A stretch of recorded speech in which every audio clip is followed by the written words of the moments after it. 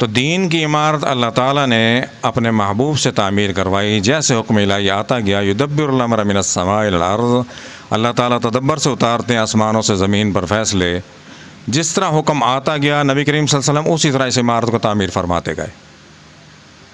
یہ اللہ تعالیٰ نے اپنے محبوب سے تعمیر کی کروائی ہے عمارت دین کی، سمجھ قرآن کے ذریعے یہ تعمیر کروائی ہے۔ اس کو سمجھنے والے میں فرق ہو سکتا ہے، اس میں کوئی فرق نہیں ہے۔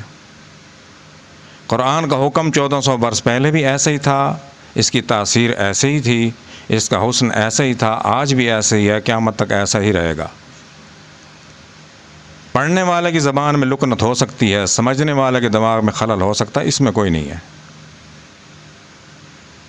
تو اللہ تعالیٰ نے اپنے محبوب سے یہ عمارت تعمیر کروائی۔ اب نبی کریم صلی اللہ علیہ وسلم سے